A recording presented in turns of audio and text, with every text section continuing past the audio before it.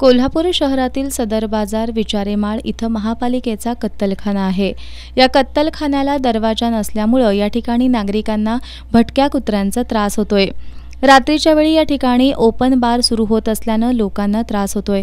महापालिकेच्या आरोग्य विभागाकडून या कत्तलखान्याची स्वच्छता केली जात नाही, त्यामुळे या परिसरात दुर्गंधी पसरून इथल्या नागरिकांचं आरोग्य धोक्यात आलंय।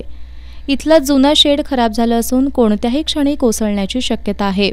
एकंदरीत या कत्तलखान्याची मोठी दुरावस्था झाली आहे। याबाबत योग्य उपाययोजना कराव्यात अशी मागणी करत आज आम आदमी पार्टीच्या वतीनं या कत्तलखान्याजवळ निदर्शनं करण्यात आली।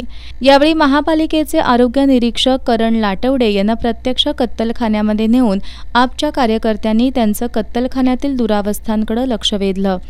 आरोग्य निरीक्षक करण लाटवडे यांना मागण्यांचं निवेदन सादर करण्यात आलं।